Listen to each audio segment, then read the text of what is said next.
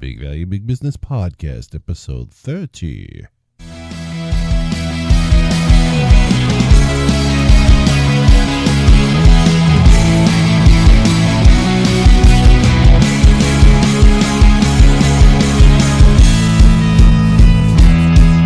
Welcome to the Big Value, Big Business Podcast with James Lynch, where we talk with today's most successful marketing minds about getting the right message in front of the right people and getting the right people to become your customers for life.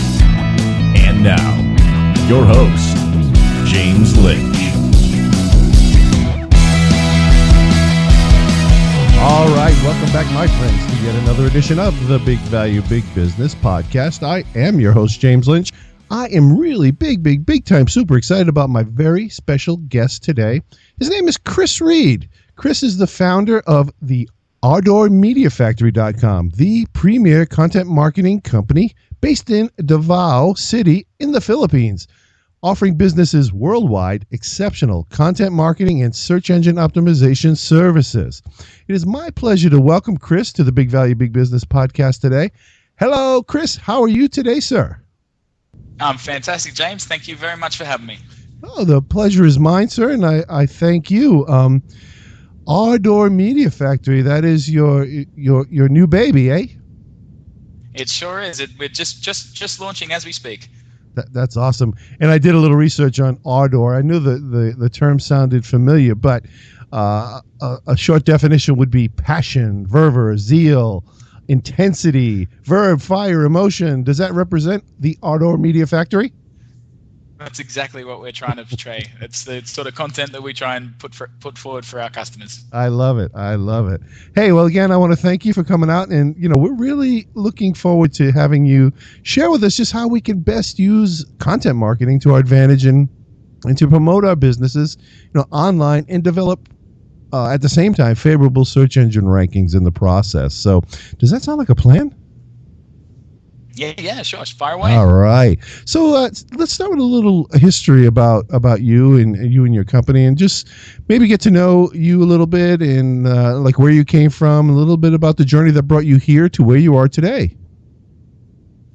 Yeah. Well, all right. Well, starting back at the beginning, I'm a country boy from a little town in just south of Brisbane in Australia.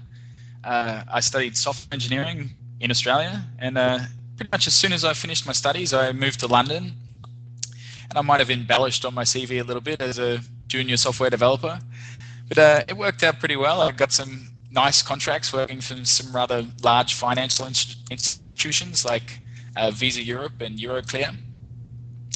I ended up staying there for a bunch of years until the financial crisis hit, and I kind of quit, got pushed out of my job, and went back around the world. But I'm a software engineer at heart, and so I do love building software. And during my travels, I started mucking around building an online game. And as the game became close to completion, I realized that I better work out how to promote it and get people to come and play it. So I started reading and learning a lot about SEO. And then I figured out that SEO is a pretty decent way to make some money. So I ended up focusing on that, and I actually used it to finance my travels for the next couple of years as I vagabonded around the world. But eventually I needed to set up an office to keep building my company, and I already had a lot of online staff in the Philippines, so I figured that's the best place to go, and here I am now. Cool. Yeah, I was going to ask you, I see you've been all over Europe and Russia, Asia, Australia, New Zealand. You've even come visit us over here in North America. But I wondered why you chose the Philippines. Did you have a staff there to begin with?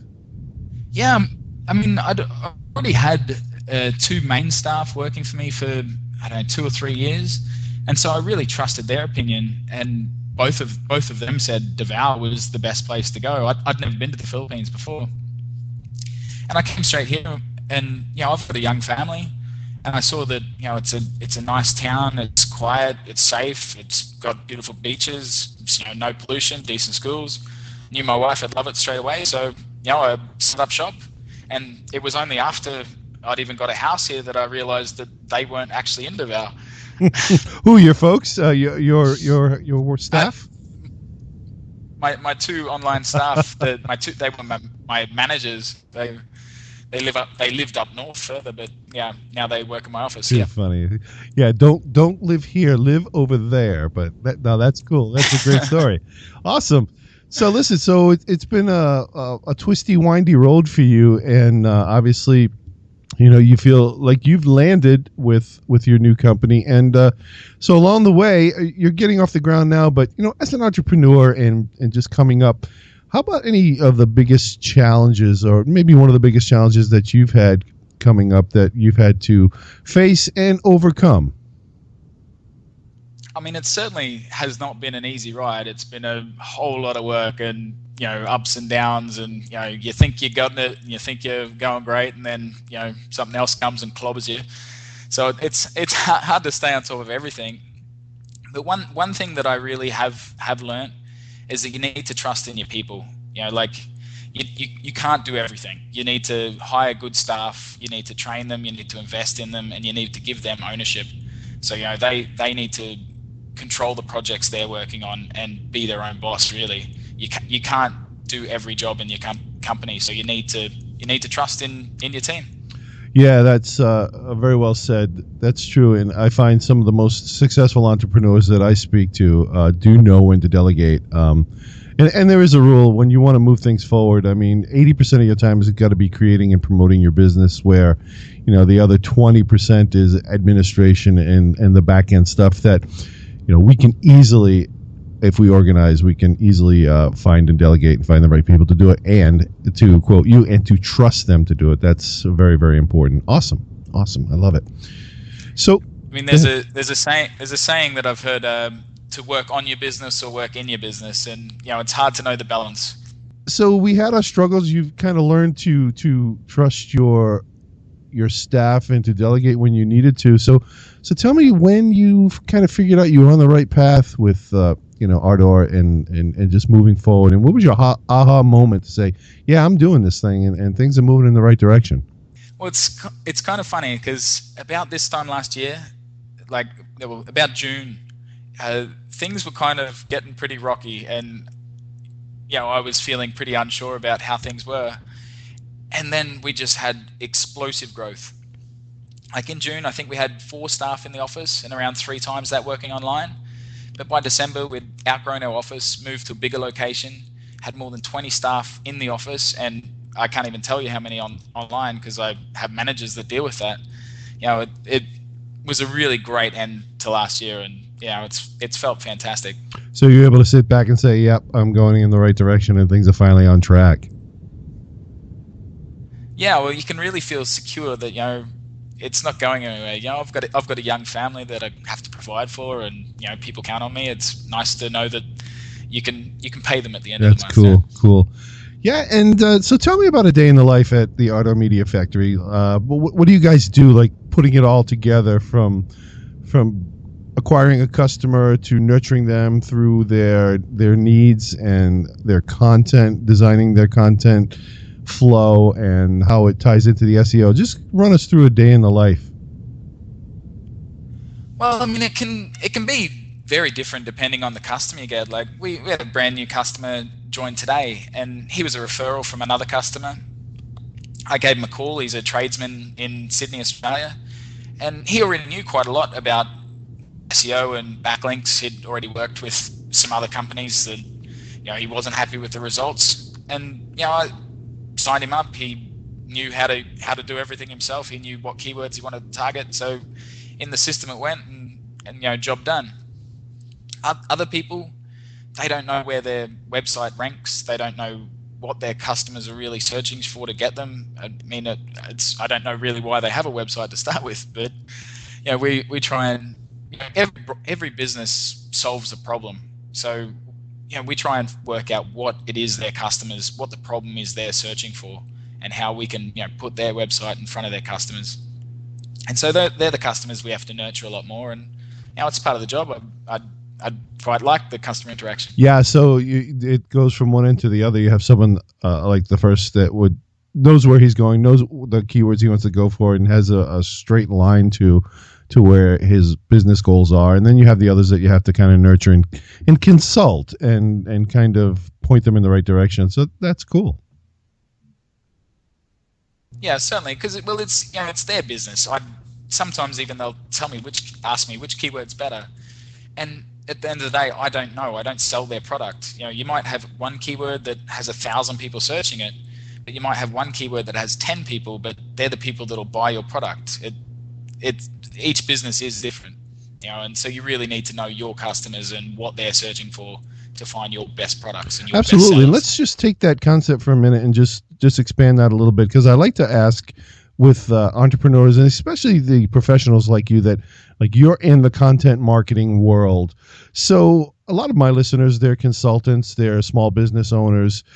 Kind of help us out to maybe step back, take a look at our business and see how we can better serve our content needs and our search engine optimization. If you were to tell our listeners like one tip or trick or best practice, what would that be?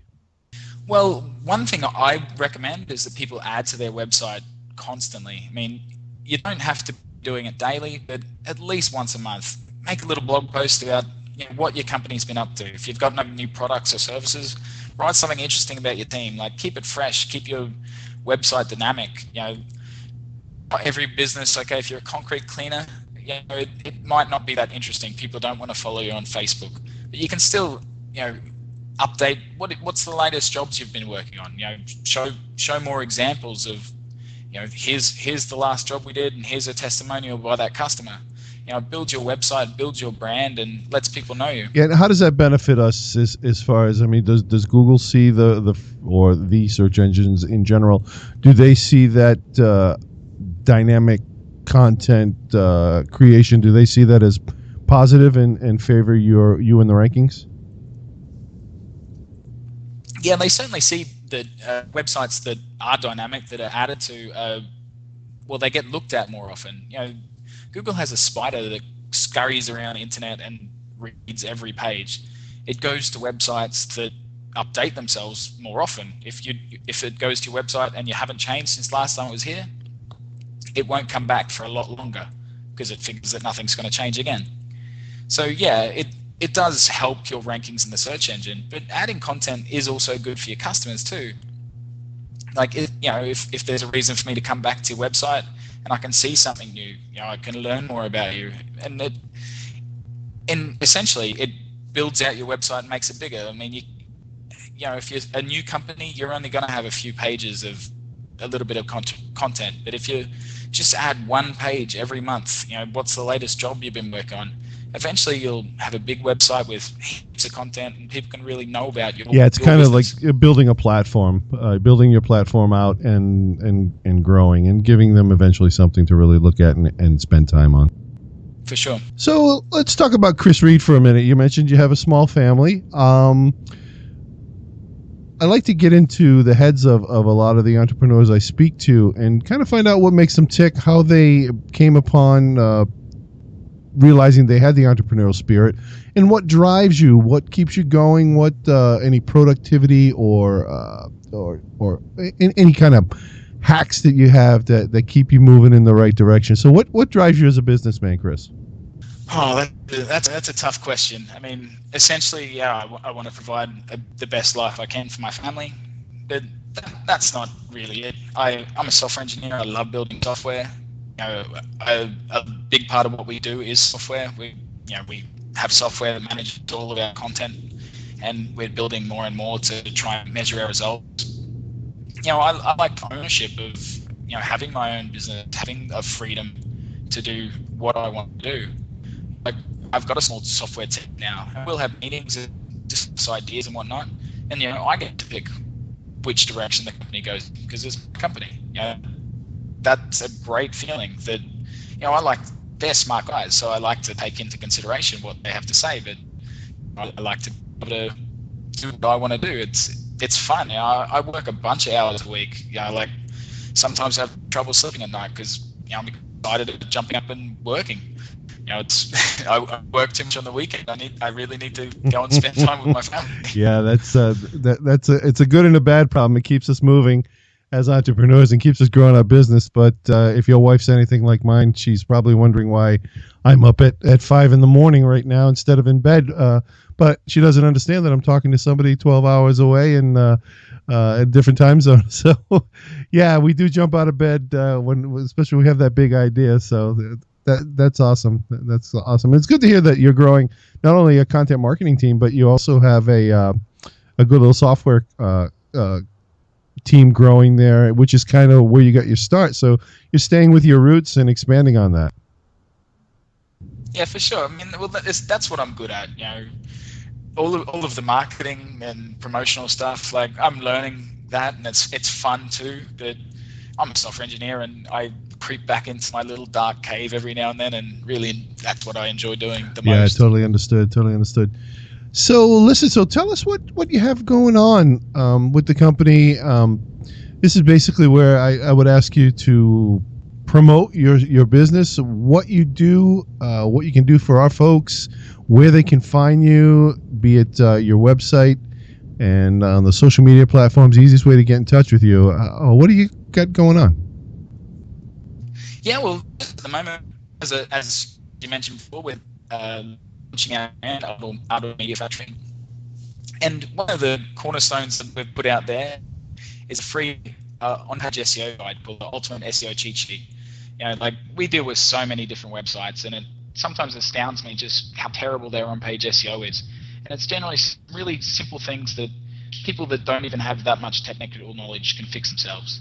So we've got a complete free Ultimate SEO Cheat Sheet available at our website, which is ardormediafactory.com. Just go to the website, you'll see up the top, just click on the button, download it. Cool. Yeah, I see that. I'm heading over there myself because I need a little bit of SEO love on bigvaluebigbusiness.com. Awesome. So any other parting shots you have for us? I'd like to just kind of maybe get any inspirations you have, or what's on the bookshelf, or do you belong to any mastermind groups? Where do you get your online marketing info, your motivation, business motivation, and know-how? Unfortunately, being in Davao, it's pretty isolated. There's not too many expats down here. So, I don't really get to too many masterminds or anything like that. But I certainly read a lot. I'm reading Seth Godin at the moment. He's a fabulous man, giant brain. I really loved his last book, Poke the Box. It's essentially about, trying new things, poking the box, seeing what's going to happen. Don't be afraid of failure or rejection. It's poking that box and seeing what it's going to do that teaches you. So even if it doesn't get you a great result, just don't stop. And one thing he recommends in the book is that you should pass it around. So I ended up buying a copy for every one of my staff. I really highly recommend reading it. Yeah, I love Seth Godin. I actually subscribe to his blog. He's one of the guys that's in my inbox every morning at about 6:30 in the morning. Yeah, he's totally awesome. Yeah, for sure. Giant brain. Yeah, all right. Good stuff. Well, listen, I appreciate you coming on today. I know it's evening over there. It's early morning here, but we managed to get this thing together. It's been a real pleasure talking to you. And one more time, give us that website URL and maybe a Twitter or Facebook handle that we can find you. It's Ardor, ARDOR, ardormediafactory.com. And the same for our Facebook and Twitter. Awesome. Well, listen, Kris, you have yourself a great rest of the day, and I look forward to talking to you, maybe checking in and seeing how the business is going in short time. So you take care, and we'll talk to you again. Thanks very much, James. Talk to you soon. You're welcome, sir. Bye-bye now. All right. I hope you enjoyed our chat today with Mr. Kris Reid. Please visit Kris at ardormediafactory.com. That's ARDORMEDIAFACTORY, Ardor Media Factory. You can find the show notes and the highlights of this interview at bigvaluebigbusiness.com/episode 30. Or just go to bigvaluebigbusiness.com and type Kris, that's Kris with a K, Kris, into the search box for easy access. Hey, and while you're on the site, I would love it if you would sign up and become part of the Big Value Big Business family. You get weekly updates and highlights of every new podcast that I publish as a reminder to download it and have a listen. Also, when you do sign up at bigvaluebigbusiness.com, I will send you a really cool free gift. I put together an awesome online toolbox that has a ton of free internet resources to help you build and grow your online business. So head on over to bigvaluebigbusiness.com and sign up right at the top of the site. Hey, and don't forget, if you happen to listen to iTunes at all or use your iPod or iPhone to check out any podcasts or music, it would be awesome if you would subscribe to Big Value Big Business on iTunes. And while you're on iTunes, it would be even more awesomer if you would leave us a review. A good, objective review from you would help us get the show in front of more people. I so appreciate it. And lastly, as always, I really hope we brought some big value into your day today. You take care, and I'll be talking to you again real soon. Thanks for listening to the Big Value Big Business Podcast at www.bigvaluebigbusiness.com.